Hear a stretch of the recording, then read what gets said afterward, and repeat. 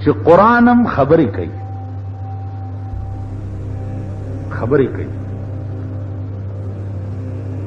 او حدیث هم خبرې کوي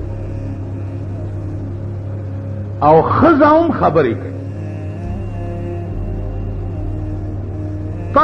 ستاسو اړومبی ماښام چې د قرآن خبرو ته مونږ د ښځې د خبرې عمره غوږ ږدو،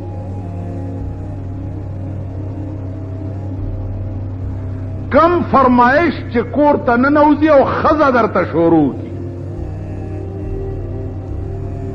او په هغه فرمایش چې ته څومره عمل کې دومره د قرآن په فرمایش عمل کې کوي. ښځې درته ووایي تاسو دا پښتانه واورئ، خلیل مومن باړې نه هغه غاړه دي مومن، دلته خلیل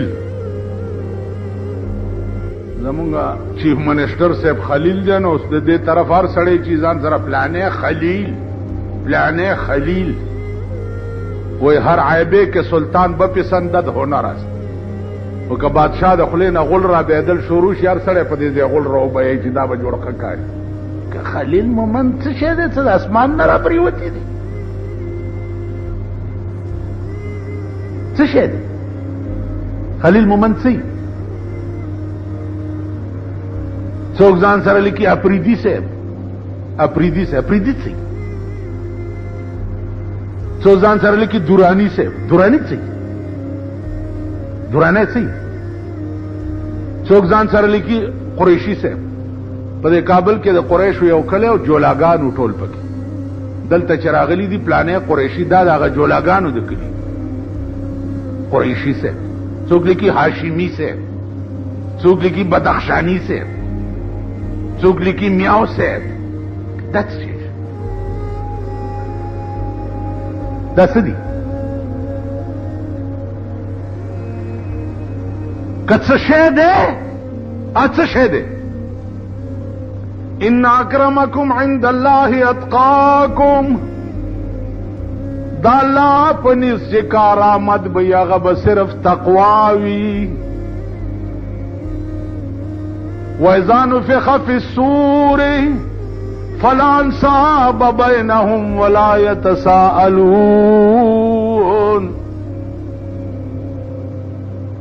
شپیلے وشوا قیامت برپا شو، پکار به څه شی راځي؟ صرف تقوا، خدای سره رابطه تعلق، نسب پختنه نه کی.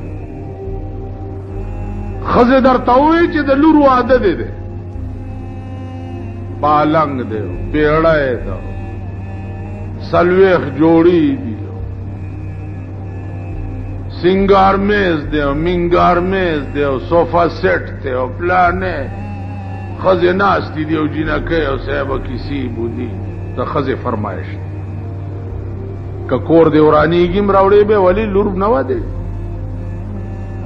د ښځې په فرمایش دی ځان لوټ کړو په لور باندې، او د قرآن فرمان دی چې د لور یوه حصه ده د زوی په مقابله کې.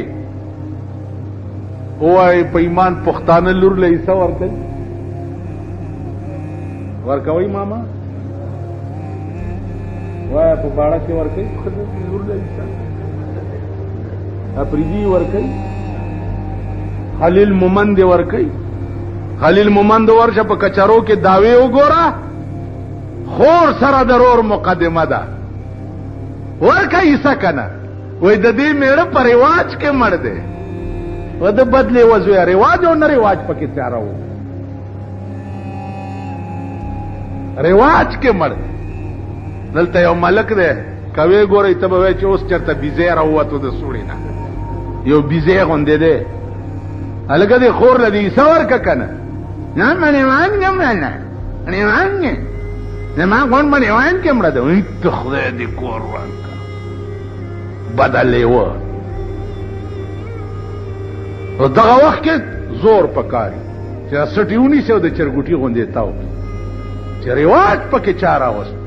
1400 کاله وشو چې خور او لور له خدای حصه ورکړې ده، نو د ښځې په فرمایش دی زرګونه روپۍ لور د پاره ولګولې او د قرآن په فرمایش بیا لور او خور سره مقدمې کې چې زما په جایداد کې د دې حصه نه کېږي. وایي دا د انسان بچي دي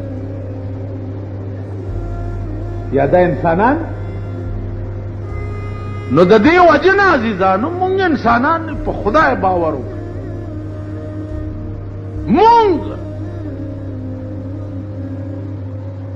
مونږ د لوڼو په ژوند ټول مال په زوی پسې لیکلی او په نوسو پسې دی چې ما د مرګ نه وروسته په دې مال کې مې چېرته د لور حصه وانه. دا د اسلام ټیکهدارانو نو ماما غر کیږي او داسې غر کیږي چې انشاءالله غوښې به م په هوا کې مارغان خوري. اوس در باندې بمونه شو نورې به د ځان تماشې کوي. د کمینه او رزیل حکومت ته نور پیچ پیچ کوي او ډولای ډولای ورته کېږي. نور به م خدای تباه کوي. دا ستا په ملک کې دماکې او د قوم په چیک کباب کېږي د دې حکومت د لاسه. د دې حکومت د لاسه د دې پالیسی مرداره ده. پالیسی ګنده ده او بیا یې کوي څوک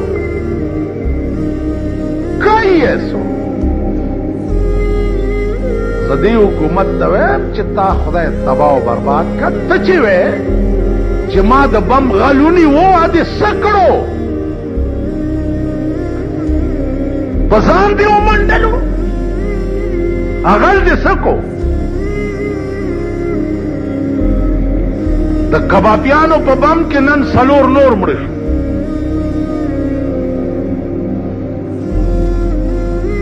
د 19 کالو یو هلک پکې خپله سرمن په بدن نشته.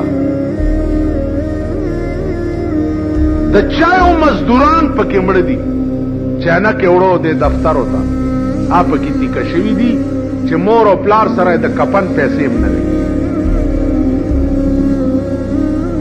زه چې هلته ورسېدم دا د لاسونو ګوتې او د انسانانو غوښې په دیوالونو پورې نښتې.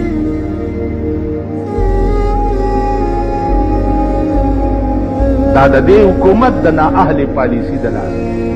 عذاب په قوم ولې راغی؟ ځکه چې قوم د نااهله حکومت ملګری دی.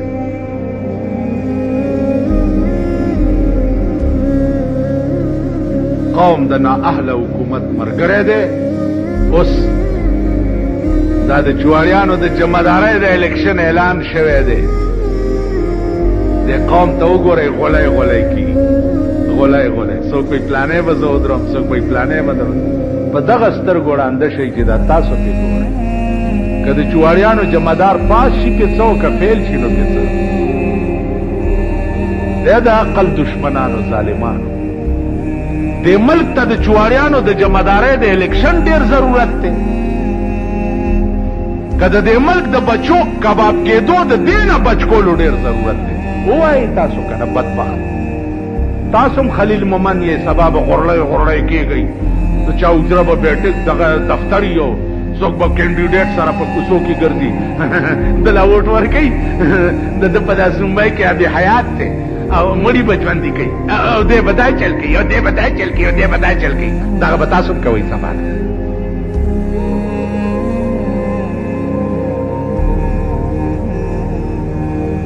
دا زمون ملک شو. نو انشاءالله نور به خپل حال ګورئ. نور به که د دې نه زیات ذلیل دا قوم نشو په دې منبر ناست یم دا ګیره به درته په متیازو کړم.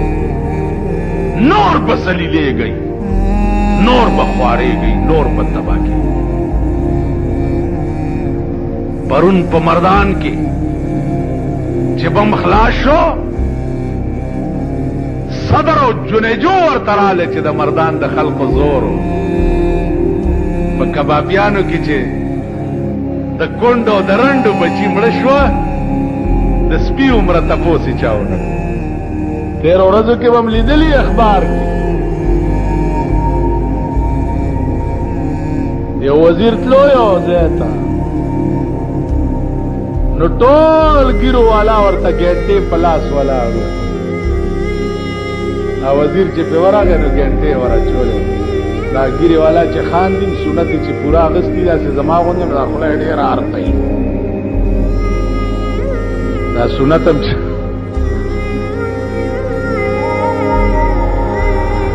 نو دا یو سړي فوټو پکې و ما ورته یې چې هلکه پرون د اخبار کې فوټو راغلی ویل خطا لیدلی وم خوله دې ډېره ارته وه نه شرمېدلي بے حیا بے غیرته وزیر دی ولیدو نو په ځان هم نه پوهېږي دا خوله دې تر وښکو راغلې ده دومره ارته خوله دې نیولې ده خواش ولې دې خوله چینګه کړې ده څه چل دی